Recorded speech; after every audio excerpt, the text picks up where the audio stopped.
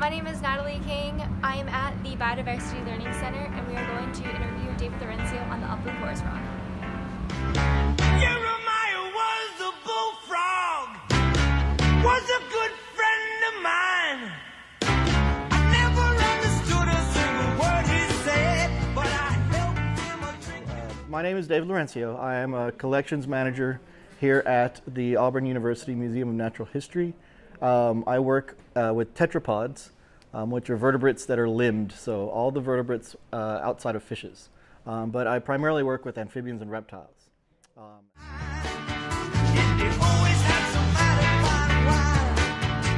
So the upland chorus frog is one of our common frogs here, and they're one of our early callers.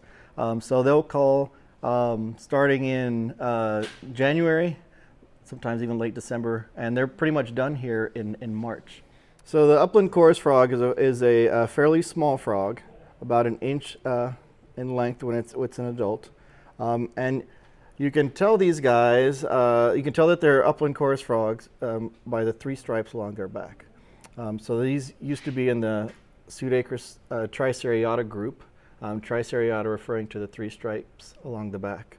That's a wide-ranging group throughout the U.S., which was split into various species. And so Ferriarum is what we have here in this area, but you can still see those three stripes along the back. And if you have a nice specimen, you'll be able to see them. Sometimes the stripes are broken up.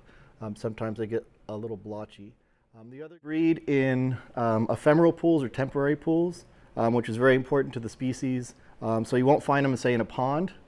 Ponds have fish, they have predators, and these predators will basically eat the eggs and eat the tadpoles. So the species doesn't do well with fish predation. So what they do is they'll wait for the forest to flood and low areas to gather water. And once those pools establish, the frogs will come in and call from there. And it's a great strategy for the species because then you're avoiding the predation. So you'll hear them from these really kind of low water areas calling. The males call, and the males call to attract the females. The females will choose their male of their liking and hop up to it, and then the male will basically jump on her back and give her a little hug. We call that amplexus. Once the frogs are in amplexus, the female will go into the water and lay her eggs. Generally several dozen eggs, and she'll attach them to vegetation under the water. If you're out the right time of year, if you look closely, you'll see kind of sticks and grassy things under the water, and sometimes you'll see a little cluster of jelly-like eggs attached to it, and that would be the eggs of Ferriarum. Their life cycle past that is your kind of standard frog. From those eggs, tadpoles emerge, and then those tadpoles eventually will metamorph into little tiny froglets that will come out of the water before those temporary pools dry up. So Ferriarum, so the upland chorus frog is in the group of chorus frogs, which is in the larger group of tree frogs. So tree frogs are one of our frog groups that we have here in the southeast, and they're found throughout the world. But tree frogs are identified by their big toe pads. The true tree frogs can actually climb up your windows and climb up walls with those toe pads. Pseudacris, the chorus frogs tend to be more terrestrial than the tree frogs are. The tree frogs like the trees, the Pseudacris kind of like the ground. So they have expanded toe pads, but not really the big, nice, sticky toe pads that the tree frogs do. But, so generally, amphibians are important because they're indicator species. And what this means is they are, as it sounds, an indicator of the ecosystem health. Amphibians have a smooth, moist skin that is very permeable. And what that means is that things can come in, things can go out, right? So they can actually get water through their skin. They can lose water through their skin. That's why we have amphibians tied so closely to wetlands. If you ever have a frog in your house, you're more likely than not to find it dried up and dead, unfortunately. And that's because the air conditioning sucks, literally, will suck the water off the frog. But they can also get oxygen through their skin, and they can get chemicals through their skin. So any kind of pollutants in the environment will affect these species immediately. And so anywhere you have a good population of amphibians in general, you have a healthy ecosystem. Other roles, they provide food. There's lots of chorus frogs in the world. If you can think of it, they're kind of like the popcorn out there for a lot of things that need to eat. Tadpoles, right? There's lots of eggs in tadpoles that also feed lots of aquatic things.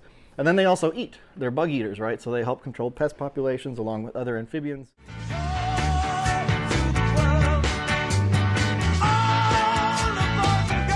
These frogs, and really the easiest way of telling these frogs apart is by their call. Their call is very distinctive. If you are out at night in January or February, you'll probably hear it. It sounds like a thumb running across a comb. So if you ever hear like a out in the woods where there's some ephemeral water, that'll be these guys. Generally at that time of year, there's only this species calling, and then the spring peepers, and the peepers peep. So they're fairly easy to tell apart. This is quite the opposite. I like this frog because you can hear it just about anywhere. If you're driving around at night, on a rainy night in January and February, with your windows rolled down, you can pass a little depression and suddenly hear these guys calling off from the corner. Yeah. So they call in choruses. They're pretty persistent. I've seen these guys call in super cold weather. We've been out in 32-degree weather, and the males were in the water calling away. I don't know if any of the females were active. They might have just been in bed sleeping. But the males will call when they get juiced up. One of the neat things about the chorus frog group is their calls are all basically the same pattern. If you look at the sonogram, kind of the shape of their call. These sound, if you get one of these old plastic combs and run your thumb down, their call sounds just like that.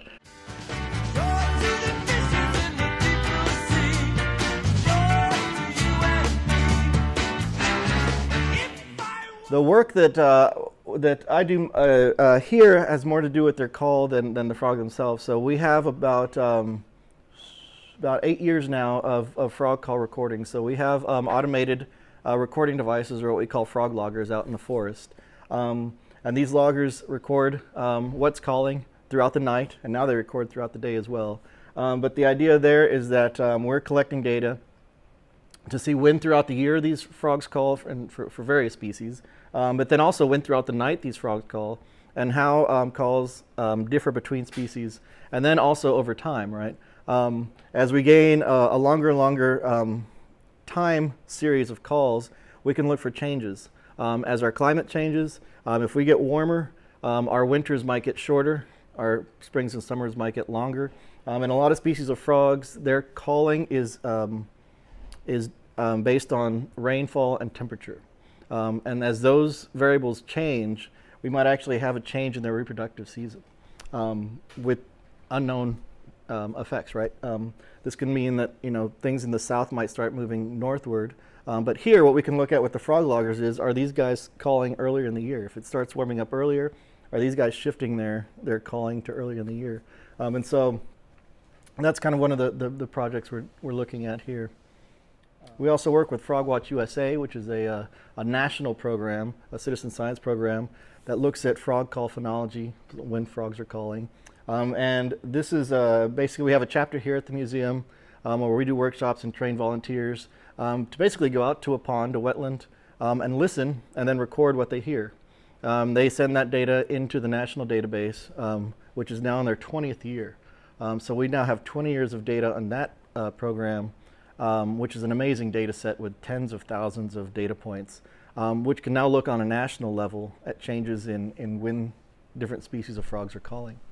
And that's, those are data sets that would be impossible without the help of thousands of volunteers. We had a fun experience with this species also a few years ago. Folks out of the lab out of Florida State came up looking at speciation actually in different pseudacarus species. So we had researchers here that needed amplectic pairs to use for their research, where they'd get an amplectic pair and then put the female in a test arena and play two different calls, and then gauge her reaction. So we had a fun time getting a lot of undergraduates and grad students out there and just going out and collecting frogs for them for that project. And that was a lot of fun.